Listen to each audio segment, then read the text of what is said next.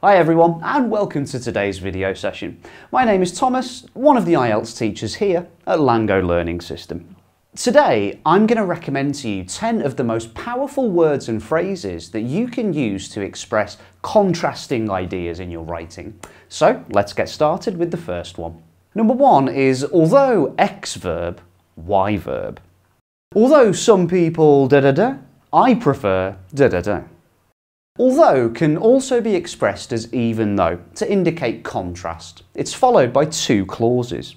You can see how to use it here. Although X verb, Y verb. Although I have the greatest respect for his ideas, I don't agree with them. Another phrase that you can use to show a concession is despite the fact that X clause, Y verb.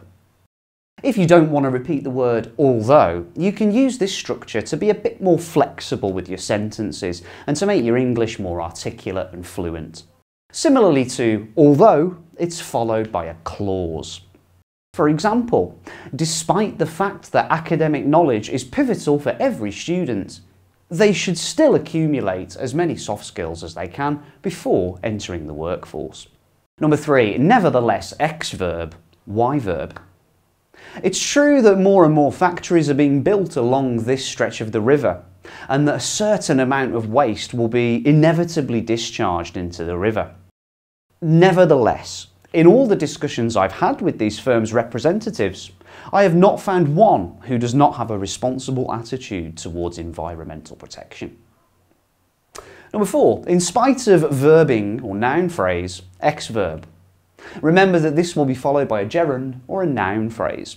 For example, in spite of the convenience of living in apartment blocks, European people have a proclivity to prefer to live in houses and villages.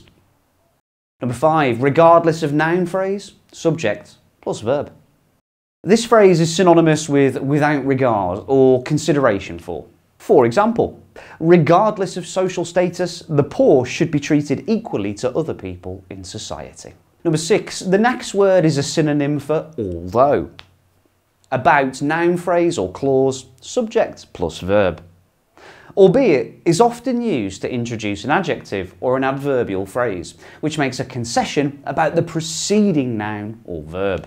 For example, the nation is adapting, albeit slowly, to the new global economy.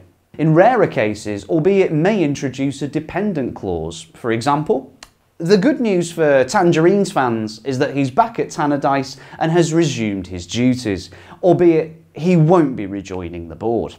Number seven, having said that, subject plus verb. A signal that the person is going to say something that will contradict what they said a moment ago. For example, I suppose many people could argue that my country's food isn't healthy. Having said that, there is a new trend now towards vegan or vegetarian food, and there is a new restaurant in my neighbourhood. I feel great when I eat there. Number eight, at the same time, subject plus verb. Example, from my perspective, we are gradually moving towards technology for every kid in the classroom. At the same time, I know that there are a range of school districts who can't afford that kind of technology. Number nine, notwithstanding the fact that, clause, subject plus verb. Notwithstanding is used in the same way as despite, as a more formal alternative. For example, notwithstanding its profitability, or the fact that the factory farming can be profitable, there are major doubts about its morality. Depressingly, we are too far down that particular rabbit hole now. Final one today, number 10, as much as clause, subject plus verb. This is a really strong form of although. As much as mass tourism is harmful to the environment, it should still be encouraged. I really hope that you found this video helpful in preparing you for your IELTS test. If you'd like to sign up for IELTS courses here at LangGo, please click on the link below.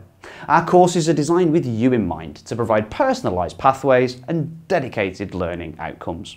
Please, please, please don't forget to like and subscribe and hit that bell button to get notifications of our latest video uploads. Once again, I've been Thomas at LangGo Learning System. Hopefully we'll see you for the next video. Bye.